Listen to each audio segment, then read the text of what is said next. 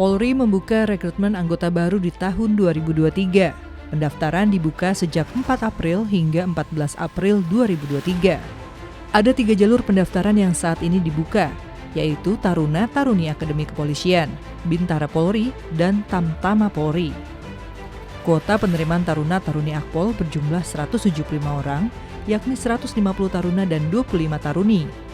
Bintara Polri berjumlah 11.531 orang, yang terdiri dari 10.529 bintara polisi tugas umum dan Bakomsus pria, 402 orang bintara PTU dan Bakomsus wanita, 500 orang bintara Brimob, dan 100 orang bintara polair. Tamtama Polri berjumlah 1.601 orang, yakni 1.500 orang Tamtama Brimob dan 101 Tamtama Polair. Pada proses penerimaan tahun 2023, SSDM Polri menerapkan prinsip betah, yakni bersih, transparan, akuntabel, dan humanis, dengan melibatkan sejumlah pihak eksternal untuk mengawasi proses penerimaan, agar berlangsung bersih tanpa dipungut biaya alias gratis. Proses seleksi juga akan berlangsung secara humanis, tanpa membeda-bedakan calon anggota yang akan mengikuti proses penerimaan. Masyarakat bisa mendaftar langsung melalui website penerimaan.polri.go.id.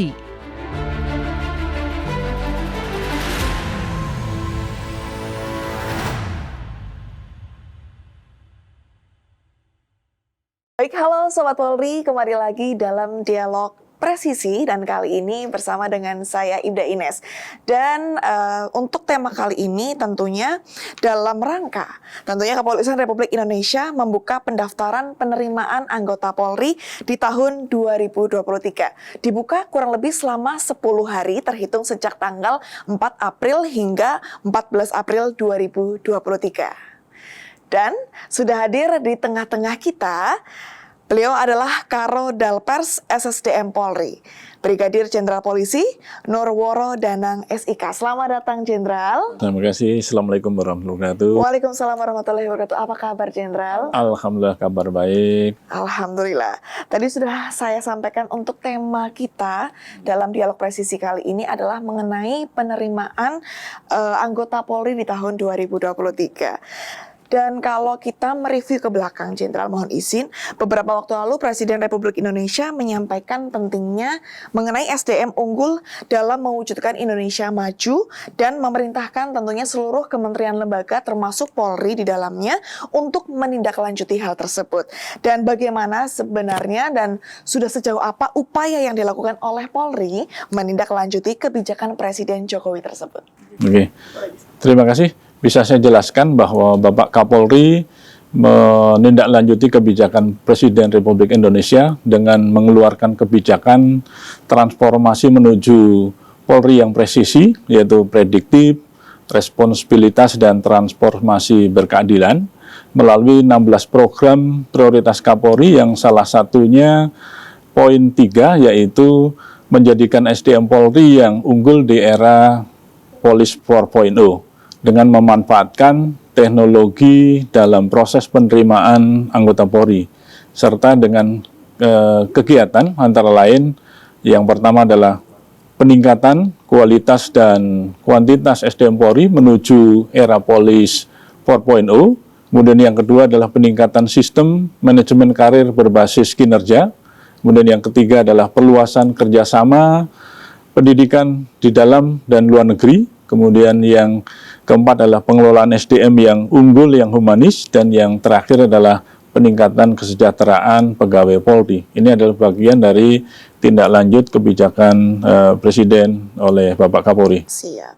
Kemudian kembali lagi kepada topik kita mengenai penerimaan anggota Polri. Jadi maksud dari penerimaan anggota Polri di tahun 2023 itu seperti apa, Jenderal? Ya, bisa kami jelaskan bahwa sesuai dengan tata cara penerimaan anggota Polri yang diatur dalam Peraturan Kapolri nomor 10 tahun 2016, di mana yang dimaksud penerimaan calon anggota Polri adalah segala sesuatu proses secara sistematis dengan mencari, memilih, dan menyeleksi calon anggota Polri yang memenuhi syarat untuk dijadikan anggota Polri yang unggul dan berkualitas yang dilaksanakan dengan prinsip betah, yaitu prinsip bersih, transparan, akuntabel, dan humanis.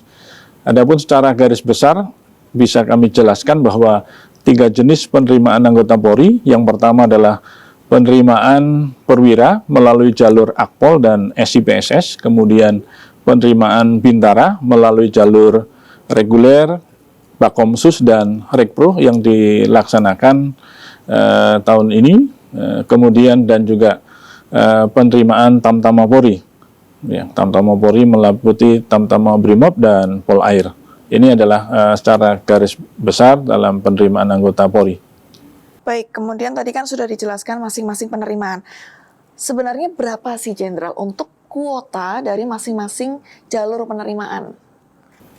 Baik, bisa saya jelaskan untuk penerimaan anggota Polri tahun 2023 kita telah ditetapkan untuk Diktuk, yaitu meliputi penerimaan Akpol sebanyak 175 orang, terdiri dari calon Taruna Akpol 150 orang, kemudian calon Taruni Akpol sebanyak 25 orang, kemudian untuk Bintara Polri gelombang kedua ini sebanyak 11.531 orang, kemudian untuk Tamtama Polri gelombang kedua itu sebanyak 1.601 orang.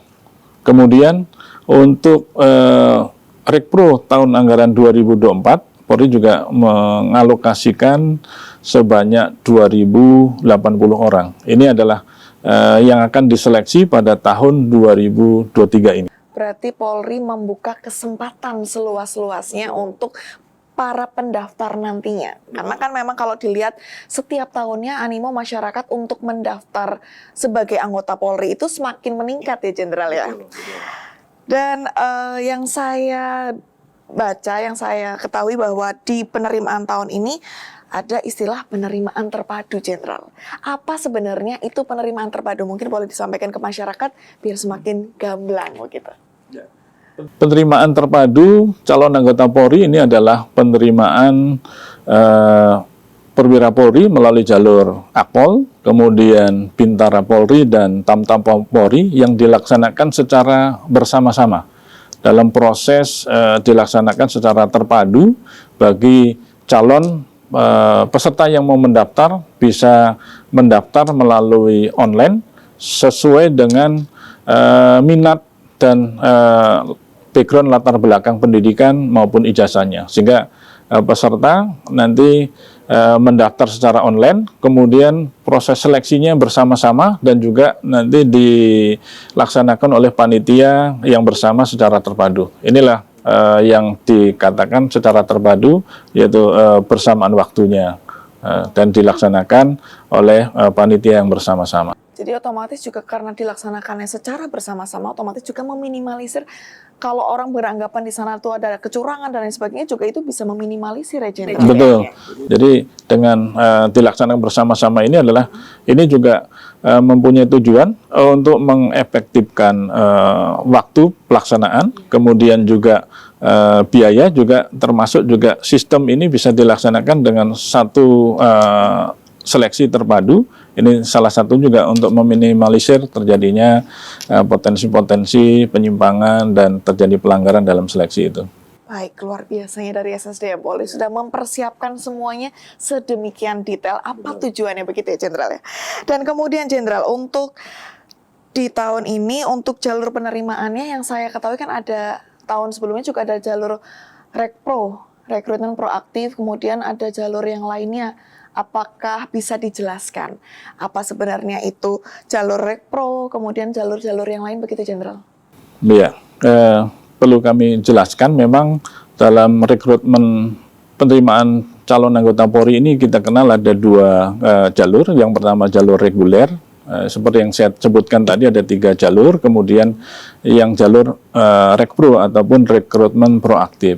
Sesuai dengan peraturan Kapolri nomor 10 tahun 2019 ini diatur tentang rekrutmen proaktif.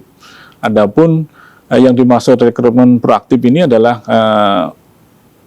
proses mencari, memilih dan menyeleksi calon anggota Polri Harapannya ini untuk dijadikan anggota Polri melalui jalur perwira maupun bintara. Adapun kategori jalur rekrutmen proaktif ini bisa saya jelaskan, yang terdiri dari yang pertama adalah tindakan penguatan atau affirmative action, di mana rekrutmen untuk affirmative action ini dikhususkan bagi para peserta yang tinggal di pulau-pulau kecil dan terluar. Kemudian mereka yang tinggal di wilayah pedalaman, baik itu di wilayah hutan, di wilayah pedalaman pegunungan, termasuk juga di wilayah laut ataupun pesisir. Dan yang ketiga adalah mereka yang tinggal di pulau-pulau kecil yang berpenghuni. Nah, ini harapannya kenapa kita lakukan penerimaan bagi mereka yang ada di tempat-tempat yang khusus ini, karena harapannya nantinya setelah kita rekrut, kita akan tempatkan kembali ke tempat-tempat tersebut, karena kita ketahui dengan kondisi yang masih serba keterbatasan, misalnya di daerah terpencil, pedalaman ini mungkin akses untuk transportasi juga kendala, kemudian akses untuk penerangan, telekomunikasi terkendala, sehingga harapannya kalau kita merekrut calon anggota Polri dari wilayah tersebut, kita kembalikan, mereka akan sudah familiar dengan lingkungan, dan mereka dengan adaptasi dengan lingkungan, dan mereka akan lebih betah untuk tugas dan tinggal di tempat itu. Mungkin berbeda kalau yang kita rekrut di perkotaan, terus mereka kita tempatkan di daerah yang terpencil, yang dengan berbagai keterbatasan, ini juga akan menimbulkan permasalahan bagi anggota itu sendiri. Bagaimana dia akan memberikan pelayanan yang maksimal kepada masyarakat, sementara dia sendiri juga mempunyai problem terkait dengan tempat tinggalnya itu. Nah, tentunya ini yang salah satu dari program untuk mengatasi problem-problem itu.